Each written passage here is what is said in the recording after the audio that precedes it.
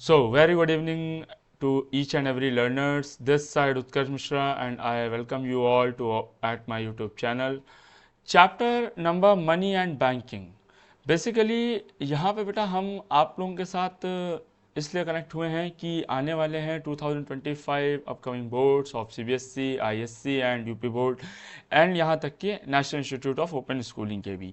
बेटा हम लोग इतने टाइम से लगभग लगे हुए हैं, प्रिपरेशन कर चुके हैं, अब सारा समय जा चुका है। अब जो बचा है वो आने वाले ये 2-3 मंथ है हमारे पास, जिसमें कि हम लोग अपनी एक हार्ड कोर प्रैक्टिस करके अपने आने वाले अपकमिंग इकोनॉमिक्स के एग्जाम को और मच बेटर बना सकते हैं। उसी इकोनॉमिक्स एग्जाम्स में the one of the important chapter the name money and banking, this chapter have the different weightage at different boards, means in CBSE around 5 marks, in ISC 4 to 5, in UP around 10, and in NIOS as well as same 9 to 10 marks weightage. So let's start with this chapter named money and banking. Here a chapter money and banking. Okay, so let's start from chapter money banking. The heading of money and banking consists here two terms. What here consist two terms? Which kind of two terms? A kinds of two terms means that thing. Basically two terms means that thing. The one term is a money, and the second term is a banking. As you all know, if I said that what is a money, so in your own language you just tell that the meaning of a money is that sir कि like पैसा, sir वो पैसा जो हमारी और आपकी सबकी जेब में अवेलेबल है, दैट्स ऑल अबाउट सर पैसा सर। बट हम लोग जब इसको प्रॉपर देखते हैं एक लीगैलिटी से, एक इकोनॉमिकल टर्म से, एक एकेडमिकली पॉइंट ऑफ व्यू से, तो देखते हैं तो नीचे हम लोग को देखने को मिलता है कि money is a one of the most important discoveries of a human civilisation. Means that thing, जो मनी है वो एक बहुत ही इंपॉर्टेंट और एक बहुत ही मेजर सिग्निफिकेंट थिंग है हम एक ह्यूमन सिविलाइजेशन की लाइफ में, जिसकी मदद से सर हम क्या कर सकते हैं, जो भी चीज़ चाहें वो हम सोच सकते हैं और उसको हम कभी भी अपने अकॉर्डिंग मनी से खरीद सकते हैं। विदाउट मनी बेटा हम लोग सर्वाइव भी नहीं कर सकते हैं इस ऑल ओवर द वर्ल्ड में। और यहाँ तक कि जो ये मनी नाम की चीज़ है ये हमारे डे टू डे ट्रांजेक्शन से हेल्प करता है। Sir day to day transaction sir कैसे? बेटा दिन में जब शुरुआत होती है, आप बेटा सुबह न्यूज़पेपर पढ़ते हो, ठीक है, उसके बेटा मान लो आप टी लेते हो, ठीक है, उसके बेटा आप मान लो कहीं निकलते हो घर से काम के, तो बेटा आपको सबसे पहले गाड़ी में चाहिए पेट्रोल, सर फिर आप उसके बाद कहीं ना कहीं आप लंच वगैरह करते हो, सर फिर आपको शाम का टाइम होता है, फिर आपको कुछ स्नैक्स एंड ऑल चाहिए होता है, फिर सर रात के 8-9 बजे तक का आप अपने घर वर जा रहे होते हो तो आपको कुछ शॉपिंग एंड ऑल करनी होती है सर। तो ये वैसे एस्पेक्ट के लिए कहीं ना कहीं आपको क्या चाहिए, मनी की अवेलेबिलिटी होती है। Without money you can't survive even you're at home और even you at that globe particularly.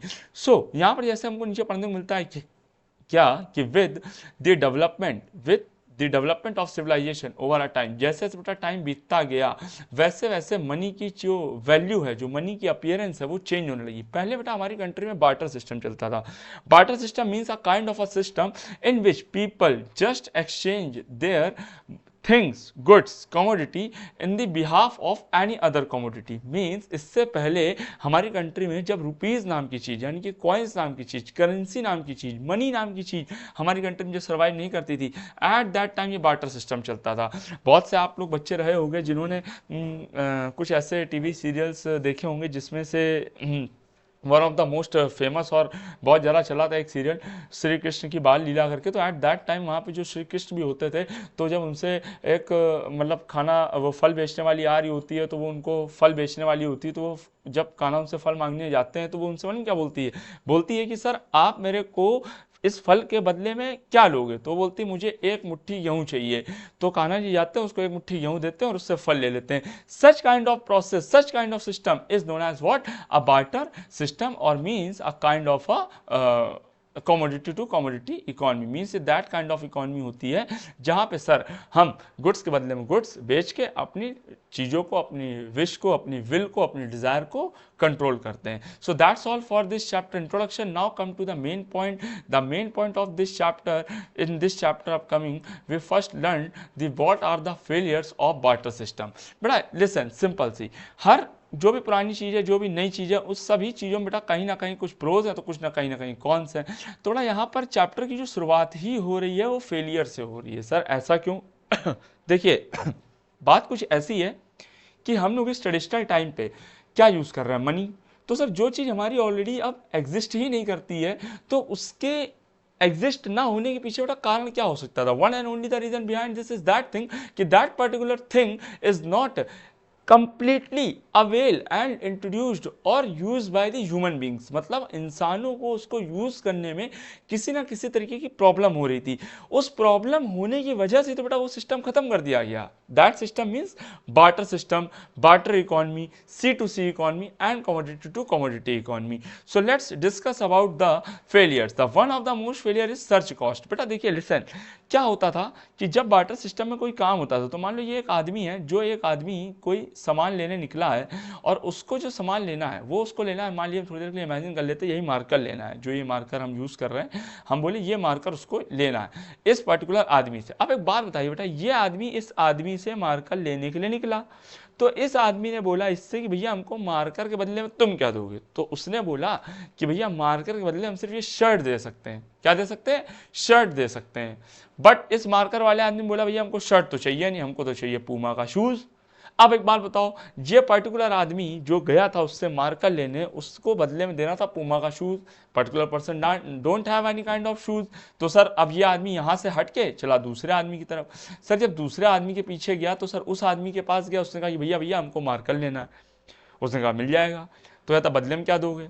तो उसने कहा हमको 1 बोरी चावल चाहिए। उसने कहा मेरे पास तो सिर्फ 1 बोरी क्या है, गेहूँ है। तो उसने कहा नहीं भाई चावल चाहिए, बिना चावल को एक्सचेंज करें हम आपको मार्कर नहीं दे सकते। खैर फिर ये लास्ट एक किसी आदमी के पास गया, मान लो अपने ही किसी एक व्यूअर के पास गया और अपने उस व्यूअर से बोलता है भैया हमको मार्कर चाहिए।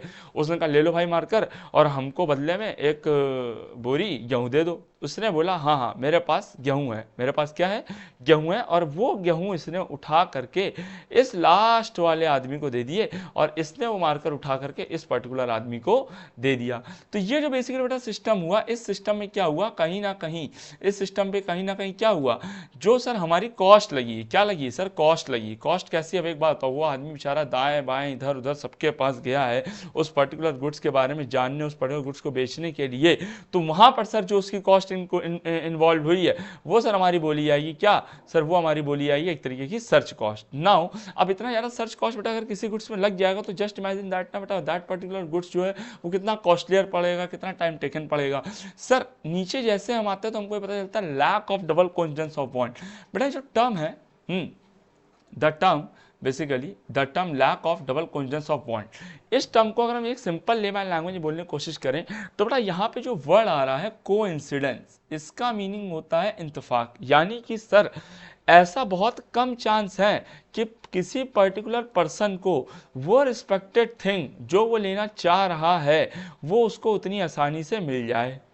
तो lack of double confidence of want यही क्या तरह को नीचे लिखा भी हुआ है, it's a common problem with the barter system, the lack of double confidence of want which means that if one wants to exchange some goods with another person then the latter must also be willing to exchange. मतलब की बात यहां बोला जा रहा है कि अगर आप इंडिविजुअल किसी पर्सन से कोई चीज लेने जा रहे हो, वो कोई चीज लेने, मान लो मैं कह रहा हूँ फोन भी आप लेने जा रहे हो, आज के टाइम पे क्या आप फोन लेने गए, पैसे दिए, आपने फोन लेके चले आए, बट एट दैट टाइम अगर आप फोन लेने मान लीजिए जा रहे हैं यानी केस, तो उस टाइम पे आपको उस फोन के बदले में जो वो पर्टिकुलर सेलर आपसे डिमांड करेगा वो आपको उसको देना ही पड़ेगा। बट यहां पर कोइंसिडेंस यही है कि हु टेक्स गारंटी कि दैट पर्टिकुलर सेलर जो चीज बेचना चाह रहा है और बदले में जो डिमांड कर रहा है वो आपके पास अवेलेबल है या नहीं है। तो ना होना और होना एक बहुत ही बड़ा इंतफाक होता था, एक बहुत ही बड़ा कोइंसिडेंस होता था। दैट कोइंसिडेंस जो होता था वो लीड क्या कर रहा था, reduction in barter system. Means that coincidence की वजह से, दैट सेकंड पॉइंट की क्रिएशन होने की वजह से जो बार्टर सिस्टम थी उसकी वैल्यू, उसकी डिमांड, उसकी मोरालिटी और एथिक्स कहीं ना कहीं कम हो रहे थे।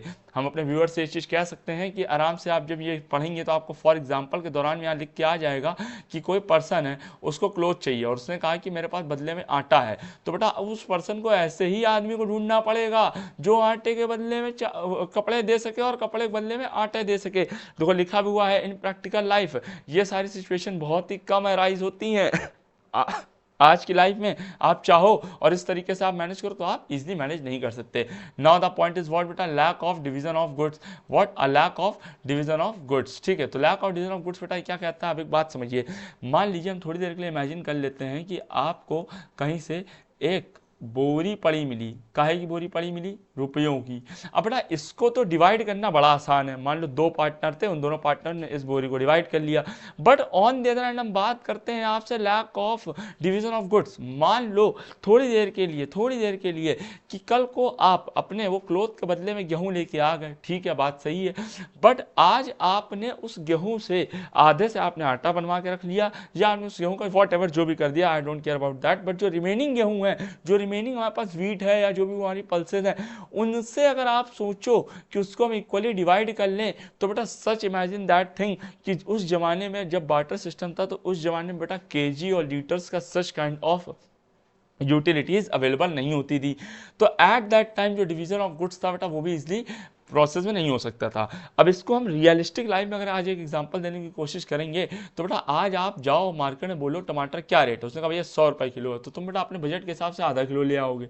लेकिन आज आप जाओ एक क्या लेने, मान लो हम कह रहे हैं आज आप लेने गए, मान लो थोड़ी देर के लिए इमेजिन कर ले रहे हैं आपका एक गौशाला है, एक तबेला है, जहाँ पर आप बफेलो और काउस को आप पालते हैं। अब एक बात है, आप मान लो बफेलो या काउ लेने गए, बफेलो लेने गए, तो मान लो बफेलो वाले ने कह दिया भैया जो बफेलो है वो 27,000 की है, तो बेटा आप क्या 27,000 लीजिएगा, भैया आधा किलो दे दो या आधी दे दो। मीन्स दैट थिंग, लिसन, मैं कंटेंट इंपॉर्टेंट समझाने की कोशिश कर रहा हूं कि सर जो आपका डिवीजन ऑफ गुड्स है वो सर सिर्फ और सिर्फ इन मॉनेटरी टर्म्स में या किसी फिजिकल गुड्स में पॉसिबल हो सकता है, but in case of sir barter system जैसी चीज़ों पे, काउ बफेलो जैसी चीज़ों पे पॉसिबल नहीं हो पाएगा। And the lack of common unit of measures, मैंने अभी आपको बताया कि at that particular time, at that particular era, at that particular economy, commodity to commodity economy, हमारे पास यूनिट्स नहीं होती थी। देखिए वो बफेलो वाला एग्जाम्पल यहाँ पे ऑलरेडी आ गया है।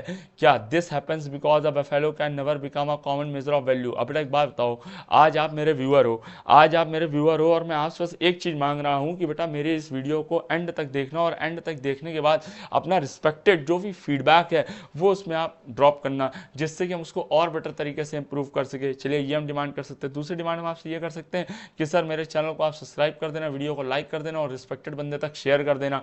सर ये तो चलिए ठीक है, ये मेजरेबल है, बट अगर हम आपसे बोले कि जो जो बंदा मेरी वीडियो देख रहा है वो मुझे अपना एक एक घर, अपनी एक एक प्रॉपर्टी दे दे, क्या sir is it a genuine measure of value? No sir, it is not a genuine measure of value. That's why I said that कि sir C to C economy and community to community economy में हम किसी भी तरीके से unit को major नहीं कर सकते। And the last thing is what, problem of storage. बेटा एक इसमें इसको समझने का एक तरीका बहुत अच्छा है, मैं अगर समझाना चाहूँ तो बेटा अगर आप लोगों के घरों में आज के टाइम पे सबके पास बेटा घर में एक इमरजेंसी फंड होता है। क्या होता है? Emergency fund. बेटा इमरजेंसी फंड सर क्या होता है? सर ये तो आप बता दीजिए, इमरजेंसी फंड मतलब किस तरीके से काम करता है और क्या मतलब क्या रहता है। तो सर इमरजेंसी फंड जो है वो सर इस तरीके से काम करता है कि भैया आपके घर में अक्सर कभी किसी ना किसी चीज़ की कोई प्रॉब्लम हो जाए, तो उस केस में सर आप के पास कुछ अवेलेबिलिटी रहे किस चीज़ की, पैसे की। तो जो पैसे की बात यहाँ पे हो रही है वो इमरजेंसी फंड जो आप अपने घर पे स्टोर करके रखते हो उसकी बात हो रही है, वो रोकड़ा, वो कैश जो नकदी आपके घर पे रहती है। अब एक बात बताओ मुझे, कल को आप बार्टर सिस्टम के टाइम पे आ गए हो, अभी से वापस से एग्जिस्ट कर रहे हो। अब एक बात बताओ, मान लो कल को आप बार्टर सिस्टम में किसी बच्चे को मैंने ट्यूशन पढ़ाया और ट्यूशन पढ़ा के मैंने उस बच्चे से या कोचिंग पढ़ाई और मैंने उस बच्चे से फीस के नाम पे 1 किलो शाही पनीर ले लिया। क्या ले लिया? शाही पनीर। ठीक है, और वही मैं आज के ट्रेडिशनल युग की बात करूं तो मैंने किसी बच्चे से एक होम ट्यूशन के मान लो 1,000 रुपए ले लिए। ठीक है, अब एक बात बताओ, problem of storage of value. बेटा थोड़ी देर में मानो ये 1,000 रुपए को मैंने एक प्लास्टिक के बंडल में डाल करके, अगर मोदी जी नोट ना बंद करें तो मैंने उसको 1 हफ्ते के लिए, 1 महीने के लिए, तो 1 साल के लिए मैंने अपनी किसी तिजोरी में लॉक करके रख लिया। बताना ध्यान से। और ऊपर ऑन द अदर हैंड इसी शाही पनीर को भी मैंने क्या किया, एक प्लास्टिक के कंटेनर में डाल के और 1 हफ्ते, 1 महीने, 1 साल के लिए रख दिया। अब एक बात बताओ बेटा, बार्टर सिस्टम में प्रॉब्लम ऑफ स्टोरेज यही होती थी, क्या हमें इमरजेंसी पड़ते टाइम हम क्या इस शाही पनीर को दे करके कोई और सर्विस ले सकते हैं? बिल्कुल नहीं ले सकते हैं। बट सर इमरजेंसी के टाइम पे जो रोकड़ा हमारे पास अवेलेबल है, जिसको हमने स्टोर करके रखा हुआ है, सर इसके थ्रू हम अपनी विश, अपनी विल, अपनी डिजायर्स को फुलफिल इजीली कर सकते हैं। Now loss of value. अब बेटा एक बात बताओ, जो आपने तिजोरी में शाही पनीर रखा था वो तो खराब हो गया, तो आपकी तो वैल्यू खत्म हो गई। But on the other hand हम बात करें आज के टाइम से, तो नीचे लिखा भी हुआ है, due to our problem barter system could not continue for long run as human civilisation progress people realise that there has to be some common medium of exchange. और लोगों को अब रियलाइज होने लगा कि भैया शाही पनीर, रोटी, दाल, चावल, गेहूं, नमक, कपड़े, फोन और प्रॉपर्टी के बदले में कब तक हम जीते रहेंगे। हमारे पास एक प्रॉपर मीडियम होना चाहिए जिसके थ्रू सर हम क्या कर सकें, अपने किसी भी गुड्स को इजीली खरीद सकें और उसको एक्सचेंज कर सकें। अच्छा सर, कर तो लेंगे, खरीद तो लेंगे, सब कर लेंगे सर, बट ऐसा क्या आना चाहिए जिसको हम इजीली यूज कर सकें। तो sir the thing is that, जो सबसे बड़ी और इंपॉर्टेंट थी, so welcome the meaning of money. A point, a meaning of money is that thing, मतलब बाप बड़ा ना भैया सबसे बड़ा रुपया, मीन्स दैट थिंग। मनी क्या है? मनी एक वो ऐसी थिंग है जिसको आप जनरली एक्सेप्ट करते हो as a meaning of exchange, as a measure, as a store of value and which also act as a standard of deferred payment. अच्छा बेटा आप एक बात समझो, दैट पर्टिकुलर डेफिनेशन जो कि आपको यहाँ देखने को मिल रही है, इसके अंदर कुछ वेरियस पॉइंट्स हैं। Like the first point is that meaning of exchange, second point is that measure, third point store of value, fifth point standard of deferred payment. So let's discuss the each and every function of money. Under that function of money we can easily understand the proper primary and secondary, means basic and important functions of money. Here are two types of function or two kinds of function in money. The one is a primary function and the second one is a secondary function. Under primary function, the first point is covered, that medium of exchange. Medium of exchange means that particular thing, that money act as a medium of exchange of all goods and service. आप भैया गए, रुपए दिए, सामान लिए, चले आए। एक मूवी थी बेटा पीके, आप सबने देखी होगी, उम्मीद करते हैं आप सबको वो मूवी समझ में भी आई होगी। उसमें आपने देखा होगा कि आमिर खान जब आता है तो उसको भूख लगती है और भूख लगते समय वो गाजर लेने आता है। तो जब वो गाजर लेने जाता है तो एट दैट टाइम पे वो महात्मा गांधी की फोटो देता है, महात्मा गांधी का पोस्टर देता है, महात्मा गांधी जैसी दिखने वाली और तमाम चीजें देता है। बट वो गाजर देने वाला वो सब फेंक देता है, उसको नहीं लेता है। बट जब वो गांधी जी का लगा हुआ एक नोट देता है, पर्टिकुलर 50 रुपए, 100 रुपए, जो भी रहा हो, उस नोट के मिलते ही वो नोट को रख लेता है गाजर वाला और उसको गाजर, दैट पर्टिकुलर कैरेट्स का बंडल हैंड ओवर कर देता है। सो पहला ही फंक्शन हमको ये पढ़ने को मिल गया, सीखने को मिल गया कि जो मनी है बेटा वो as a primary and basic function के तरीके से काम करता है। सो आफ्टर दैट हमारा आता है क्या बेटा, मेजर ऑफ वैल्यू। अब एक बात समझो बेटा, जब आप मार्केट में जाते हो कोई गुड्स लेने एंड ऑल, तो जब आप मार्केट में गुड्स ले रहे होते हो या कुछ कर रहे होते हो, तो एट दैट पर्टिकुलर प्लेस वहाँ पर कुछ चीज़ें ऐसी होती हैं जिसके लिए लिखा रहता है कि, मान लो हम फिर एक छोटा सा एग्जांपल देना चाहें तो जस्ट इमेजिन दैट थिंग कि मान लो आप रोड पे जा रहे हो और रोड में आपको 20 रुपए की कोई शर्ट बेच रहा हो, 20 रुपए की शर्ट, मात्र 20 रुपए की, ठीक है। ऑन द अदर हैंड आप जाते हो किसी अच्छे, वहाँ पे मान लो आपको 20,000 की शर्ट देखने को मिल जाए। तो अब एक बात बताओ बेटा, इन दोनों ही अमाउंट में बहुत फर्क है और जो चीज है वो एक ही है, मेजर ऑफ वैल्यू।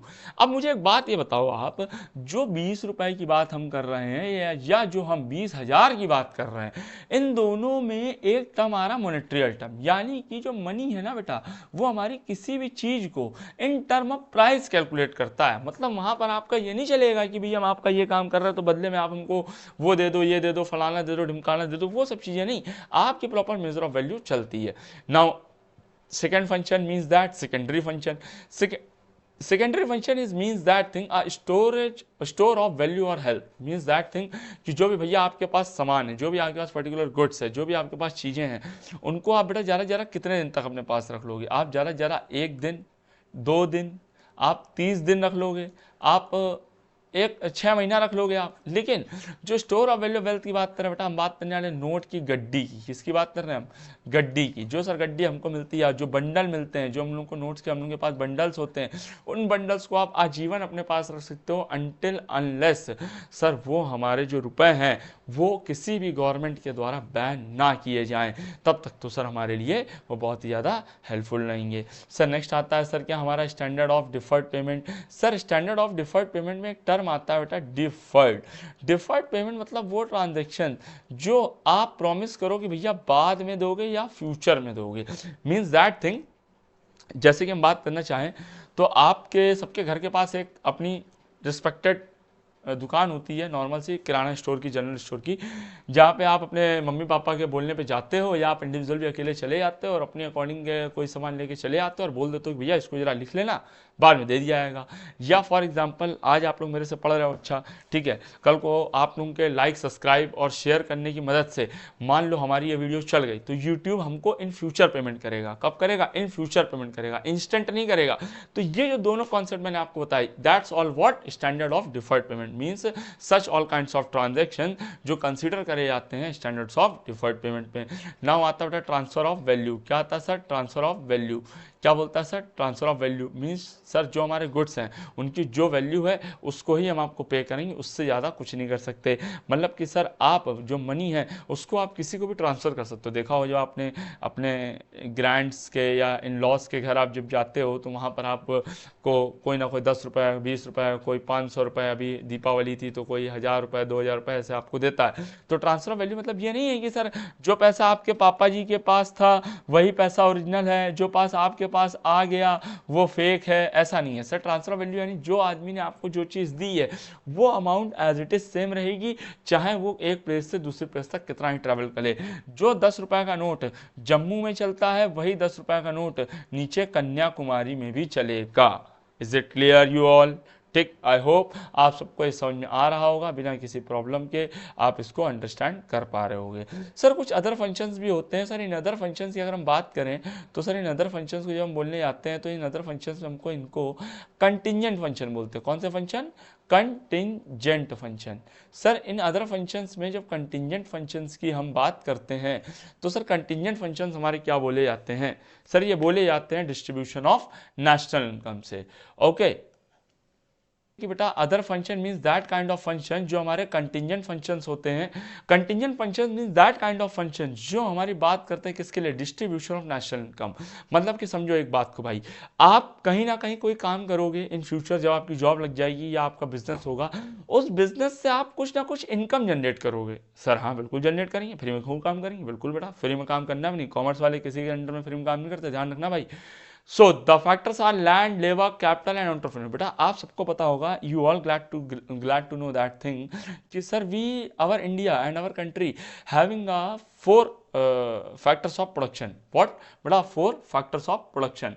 सर जो 4 फैक्टर्स ऑफ प्रोडक्शन हैं वो हमारे यहाँ land, labour, capital and entrepreneurship में।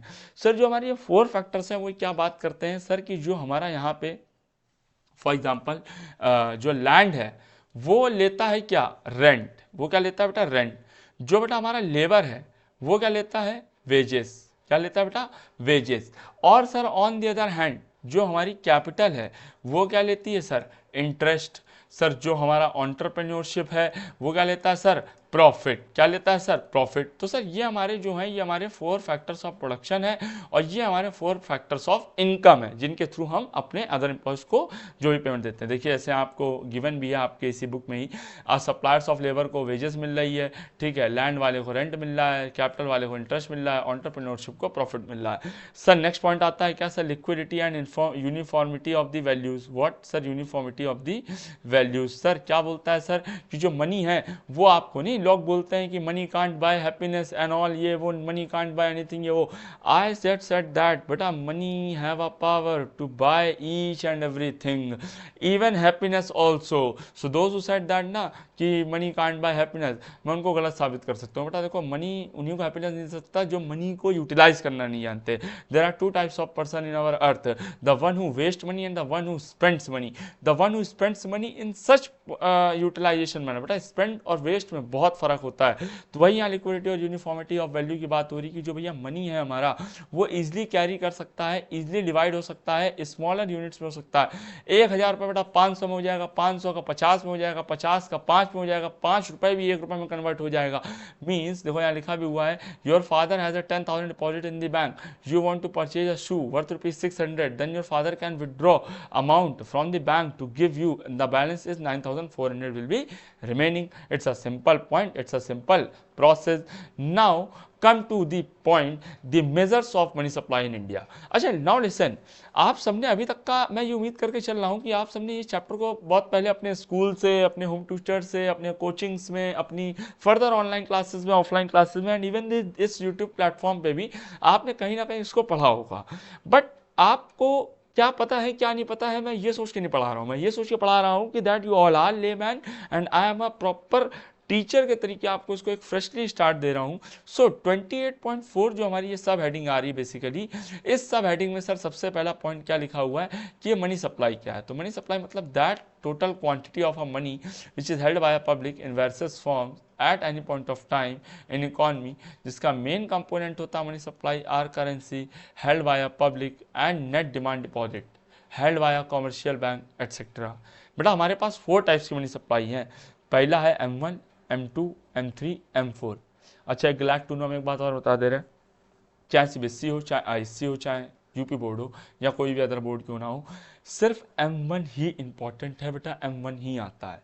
M1 को याद करने के लिए एक चीज याद रखो, M1 equal to CC plus DD plus OD। Sir ये क्या बता दिया आपने, ये तो बिल्कुल अलग चीज बता दी, अभी तक का सुनी नहीं थी या सुनी थी whatever. Plus CC just stand for currency and coin, DD stand for demand deposit, OD demand from other deposit, what other deposit. ठीक sir, what about M2, M3, M4, just read it according to you. बेटा ये आज सच आज आपका उतना important नहीं है। हम फिर से बोलने वाले हैं कि हम लास्ट में एकदम स्टार्ट कर रहे हैं क्लासेस। हमारे क्लासेस का मोटिव होना चाहिए smart work, not a hard work. हमको गोल ओरिएंटेड पढ़ाई करनी है, हमको उतना पढ़ना है, सॉलिड पढ़ना है जो हमारे अपकमिंग बोर्ड एग्जाम्स में आने वाला है, by which you all can crack your upcoming board results or examinations। ठीक है, now the 28.5 is stands for high powered money। what? it's a high powered money। बड़ा high powered money को अगर हम एक सिंपल सी लैंग्वेज समझाने की कोशिश करें, जो टोटल मनी आज के टाइम पे, अभी इस समय, आज की तारीख में, जब भी आप देख रहे हो अपने वीडियो अपने अकॉर्डिंग तारीख आप नोटिस कर लेना, जिस टाइम देख रहे हो टाइम नोटिस कर लेना। हाई पावर्ड जो मनी होता है, हाई पावर्ड मनी को बोला जाता है that total currency which is held by the public, यानी पब्लिक के पास जितना कैश अवेलेबल है और जितना कैश हमारी प्यारी सीनियर सुप्रीम आरबीआई के पास अवेलेबल है, और जो भी आरबीआई के साथ अदर आरबीआई की जो डिपॉजिट्स हैं, वो सारी हमारा जो टोटल इनका सम हुआ, यानी total availability of cash which is held hold पकड़िंग by our country's person, citizenship, RBI और other banks of India is known as what? बेटा high powered money। नाउ अब जो मनी होल्ड कर रहा है वो कौन होल्ड कर रहा है? मनी होल्ड करने वाला है हमारा कॉमर्शियल बैंक। बट बेटा मेरी जो सुपरविजन है वो ये कहती है कि हमारे देश में कॉमर्शियल बैंक को समझने के लिए, कॉमर्शियल बैंक के फंक्शंस को जानने के लिए जो सबसे इंपॉर्टेंट फंक्शन है वो मेरे अकॉर्डिंग पहले होना चाहिए क्या बेटा? Central bank. कि बेटा अगर हमें पापा के बारे में नहीं पता होगा तो हम बच्चे के बारे में कैसे बता पाएंगे? Central bank is what? A kind of a बेटा great grand father of each and every bank. मतलब क्या? सेंट्रल बैंक जो है ना बेटा वो सुप्रीम बैंक है। कौन सी बैंक है? एपेक्स बैंक है, सीनियर बैंक है। Most all of you don't know that central bank of India नाम से एक कॉमर्शियल बैंक भी है हमारी कंट्री में एंड सेंट्रल बैंक करके हमारी आरबीआई भी है। दोनों में फर्क क्या है सर? दोनों में फर्क इज दैट पर्टिकुलर थिंग है कि जो सेंट्रल बैंक ऑफ इंडिया नाम से कॉमर्शियल बैंक है वो एक पीएसयू है, एक पब्लिक सेक्टर अंडरटेकिंग है, वो एक कॉमर्शियल बैंक है, वो सेंट्रल बैंक नहीं है। और हमारे देश में सेंट्रल बैंक नाम करके अगर हम बताना चाहें तो हमारे देश में सिर्फ एक ही बैंक है जिसका नाम है आरबीआई, जिसको हम प्यार से बोलते हैं reserve Bank of India. What? Reserve Bank of India.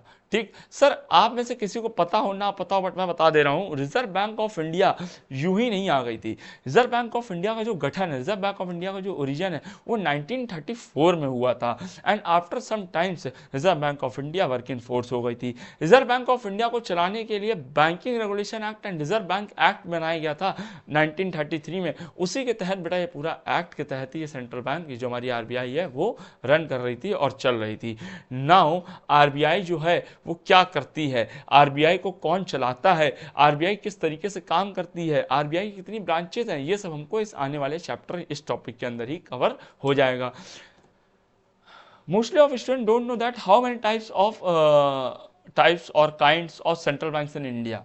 तो बेटा मैं बता दे रहा हूँ हमारे देश में सिर्फ इकलौती ही एक आरबीआई है, यानी कि आरबीआई यानी कि एक ही सेंट्रल बैंक है हमारे देश में। उस आरबीआई की टोटल 5 ब्रांचें हैं, जिसमें कि one of the most important और फेमस ब्रांच जो है, जो सबको पता होती है, वो कहाँ है बेटा, दिल्ली में।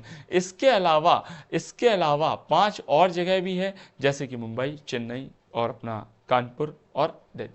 ठीक सर, ये हमारी कुछ बेसिकली सिटीज़ हैं जिनके अंदर हमारी सेंट्रल बैंक है।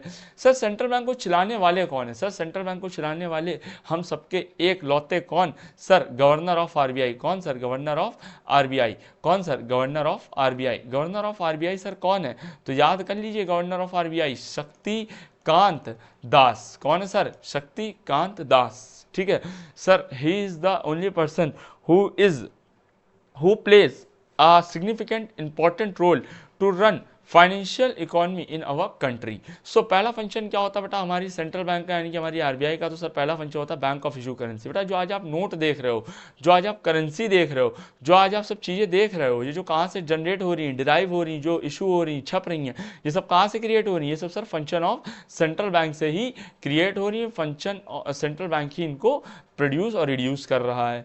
सर साथ ही साथ हम बात करते हैं किस चीज़ की? सर नेक्स्ट जो पॉइंट आता है हमारा वो ये आता है sir, bankers to the bank. बेटा एक बात ध्यान रखो, आरबीआई जो है वो बैंकों का भी बैंक है। किसका बैंक है? बैंकों का भी बैंक है, यानी कि वो छोटी मोटी बैंकों को लोन देना, छोटी मोटी बैंकों को फंड्स देना, छोटी मोटी बैंकों के लिए कस्टोडियन गार्जियन के तौर पर काम करना, कैश को होल्ड में रखना, अपने पास अपनी कस्टडी में रखना, ये सारे सर जो काम होते हैं, ये सब सर किस में होते हैं? सर हमारे आरबीआई के बैंकर्स टू बैंक में। अच्छा सर, सिर्फ ये बैंक जो है आरबीआई, वो बैंक्स का ही बैंक नहीं है, ये हमारी गवर्नमेंट का भी है। अब बहुत से लोग ऐसे बोलेंगे सर गवर्नमेंट का मतलब क्या बीजेपी और कांग्रेस? अरे नहीं भैया, बीजेपी और कांग्रेस को अपने अकाउंट वहां खोलेंगे? सर गवर्नमेंट का मतलब हमारी गवर्नमेंट, यानी कि स्टेट गवर्नमेंट या सर सेंट्रल गवर्नमेंट, यानी state of Uttar Pradesh, state of बोले गवर्नमेंट ऑफ उत्तर प्रदेश, या फिर सर गवर्नमेंट ऑफ इंडिया के जो अकाउंट्स हैं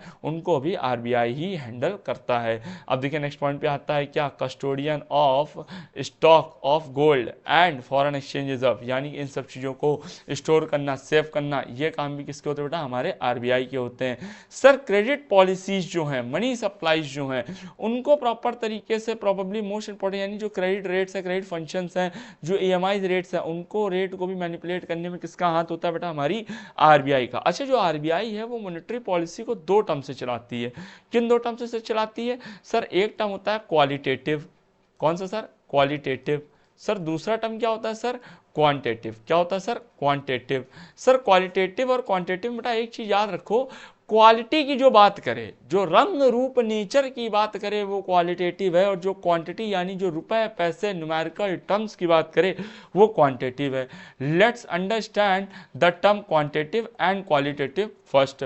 सो there are the first term is quantitative, the bank rate policy. Just understand बेटा कि अगर गवर्नमेंट हमारे बैंक के रेट्स को इंक्रीज कर देगी तो सर हमारी लोन की डिमांड कम हो जाएगी, लेकिन अगर on the other hand bank के रेट्स को कम कर देगी तो सर हम आसानी से लोन ले पाएंगे और हमारी लोन की डिमांड बढ़ जाएगी।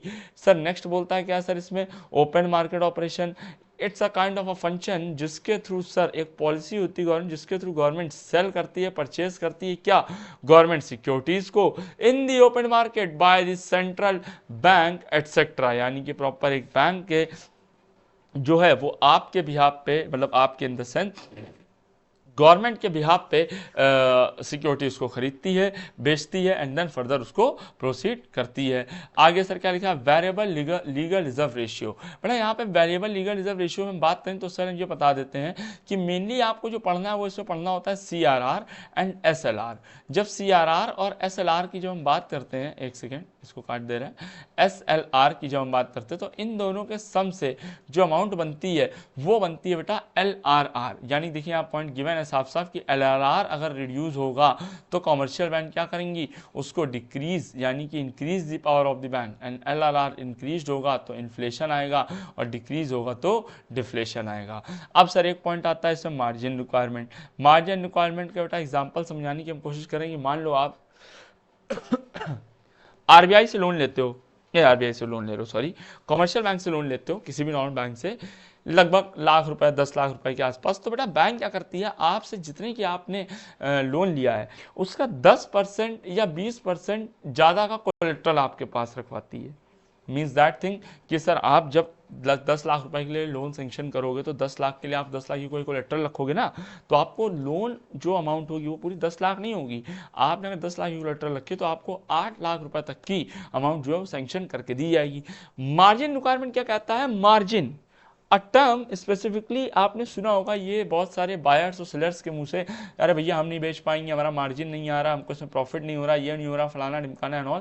तो सर मार्जिन रिक्वायरमेंट जो है वो ये बात करता है कि सर हम कल को उनकी बैंक के, मान लो फिर से बोलना, कल को हम गए किसी बैंक के पास, उनका बैंक हमको 50 लाख रुपए दे दो, कितने दे दो, 50 लाख दे दो।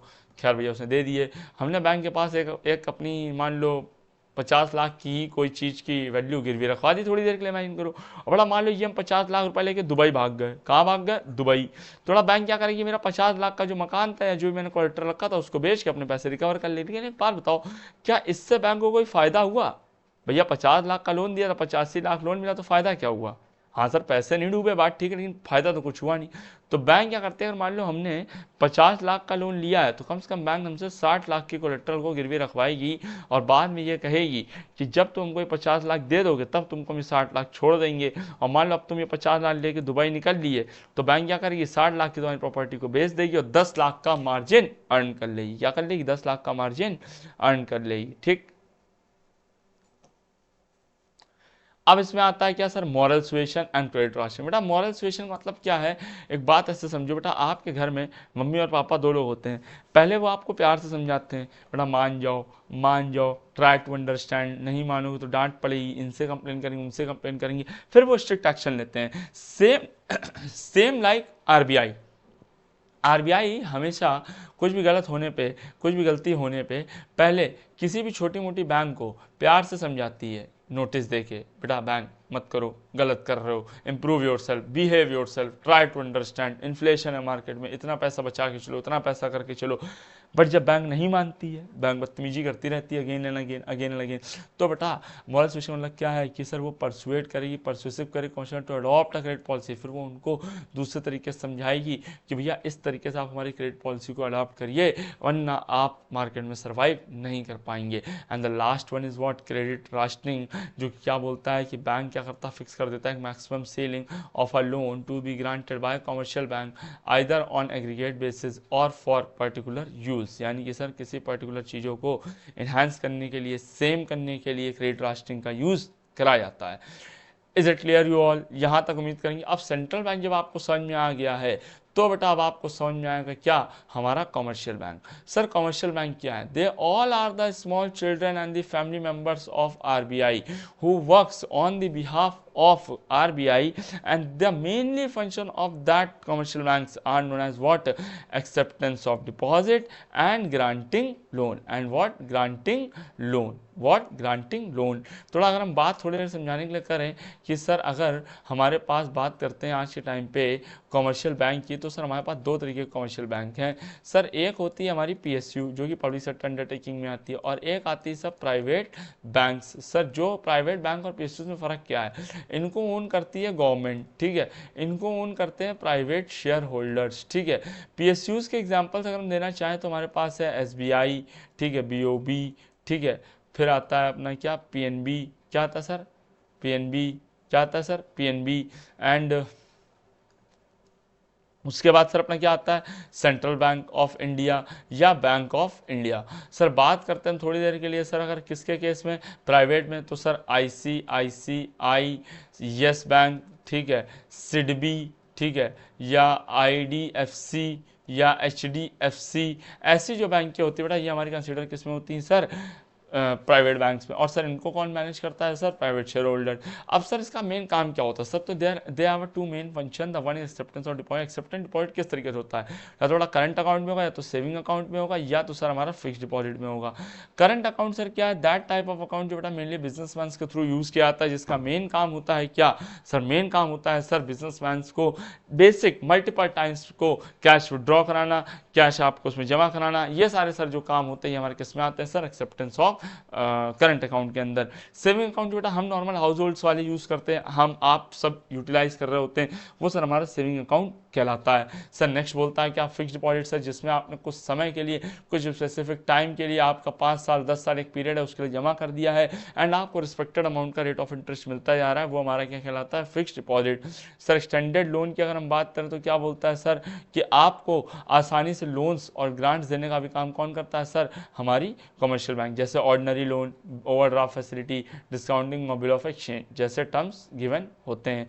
सर क्रेडिट क्रिएशन या क्रिएशन ऑफ क्रेडिट, ये पॉइंट जो है अभी हम आगे यानी कि नेक्स्ट टॉपिक पे अभी हम अच्छे से और पढ़ेंगे, क्योंकि अगला जो टॉपिक है पूरा इसी के ऊपर डिपेंड करता है। उसके बाद आता है ट्रांसफर ऑफ फंड। बेटा आप with the help of bank आप अपने अकाउंट से बैठे बैठे घर बैठे बैठे किसी को भी एक अमाउंट तक फंड ट्रांसफर कर सकते हो। एजेंसी फंक्शन, बैंक आपके बिहाफ पे एज ए एजेंट वर्क करती है, मीन्स आप ऑटो पे सेट कर दो, आपके बिहाफ पे बिजली का बिल पे हो रहा है, आपके बिहाफ पे सर अदर बिल्स जो हैं हमारे EMIs हैं जो हमारी, वो सब सर हमारी बैंक आपके बिहाफ पे पे ऑफ कर रहा है। Sir sales and purchase of foreign exchange, sir foreign currencies को खरीदना बेचना इसका भी काम कौन करता है, हमारे बिहाफ पे हमारी कॉमर्शियल बैंक करती है। Now the general utility services, so general utility like locker facility हो गई सर, या हमारा चेक इशू हो गया, एडवाइजरी फंक्शन हो गया, लोन शेयर डिवेंचर को इशू करना है गवर्नमेंट के लिए, ये सारे सर हमारे इसके पार्ट बोले जाते हैं।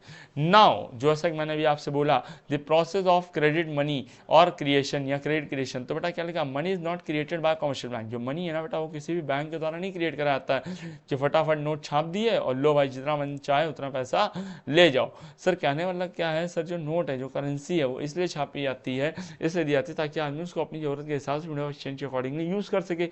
अब बात यहाँ समझाने के लिए अगर हम बात कहें आपको क्रेडिट क्रिएशन क्या है, तो समझने के लिए थोड़ा सा आपको समझना पड़ेगा, थोड़ा सा ध्यान देना पड़ेगा। फॉर एग्जाम्पल मान लो मैं हूं, मैंने अपनी बैंक में 1 लाख रुपए डिपॉजिट करे, तो बैंक ने बड़ी खुशी खुशी पैसे ले लिए, बोला कि भैया जाओ हो गया जमा। मैंने कहा मतलब मुझे क्या दोगे, बैंक ने कहा तुमको मतलब 5% का रेट ऑफ इंटरेस्ट देंगे पर एनम। हमने कहा मतलब बैंक बोलती है कि जब तुम 1 साल बाद आओगे तो तुमको हम 1,05,000 रुपये देंगे, 1 लाख नहीं देंगे। हम भैया बड़े खुश, हमने कहा ठीक है भाई, 1 साल में 1,05,000 हो रहा है या जो भी हो रहा हो। बट सर अभी थोड़ी देर बाद मेरे 1 लाख रुपए जमा करते ही क्या हुआ कि सर मेरा एक व्यूअर था वो वहाँ पे गया, हाँ आप ही जो देख रहे हैं आप ही ले लीजिए, आप ही जाएंगे और कौन जाएगा। वो गए, उन्होंने कहा कि बैंक हमको 1 लाख रुपए का लोन है। बैंक ने कहा बिल्कुल लो भैया, उसने व्यूअर ने लोन लिया, 1 लाख रुपए उठाए और वो चलता बना। बैंक कह रही हो भाई कहाँ चले, तुमने कहा अरे भाई तुमको मैंने अपने सारे डॉक्यूमेंट्स दिखाए, तुमने मुझे 1 लाख का लोन दिया, मैं जा रहा हूँ, जब होंगे पैसे वापस कर देंगे। बैंक ने कहा जब होंगे तब 1 लाख तो वापस करोगे, हमको 10% का रेट ऑफ इंटरेस्ट के साथ वापस करना। बैंक कहती है, तो आदमी बता रहे हाँ पैसे कमी नहीं है।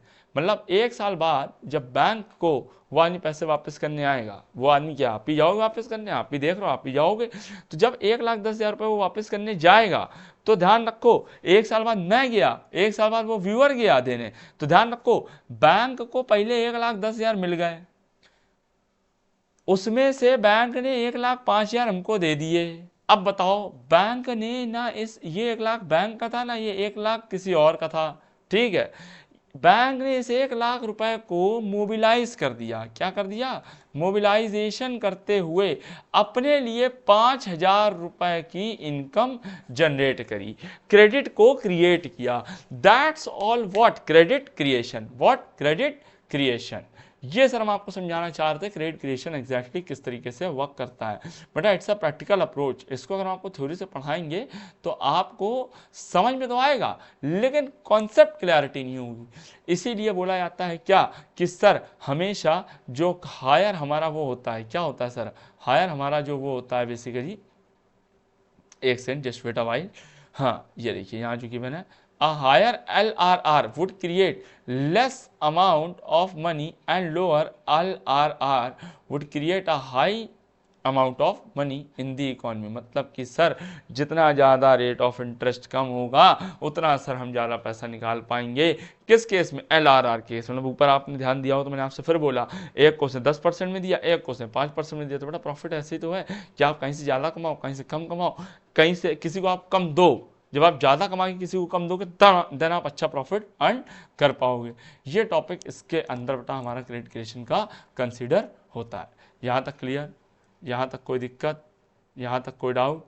यहाँ तक कुछ भी प्रॉब्लम है तो आप कमेंट बॉक्स में अपने डाउट्स को, अपने फीडबैक्स को सजेस्ट कर सकते हैं। हम जब भी उनको कंसीडर करेंगे तब हम एक बार आपके उन डाउट्स को भी कवर अप करते चलेंगे। So sir, that's all for this class. कहीं भी नहीं पढ़ा हो बेटा तो यहाँ से पढ़ लो। सीबीएसई हो, आईएससी हो, यूपी बोर्ड हो या किसी भी और बोर्ड से बिलोंग करते हो आप, किसी भी स्टेट बोर्ड से बिलोंग करते हो आप, इकोनॉमिक्स में आने वाले बोर्ड एग्जामिनेशन में that money and banking is always helpful for you all. Is it clear? So wish you a very all the best for upcoming board examination. Kindly subscribe my channel, like and share it. Thank you so much.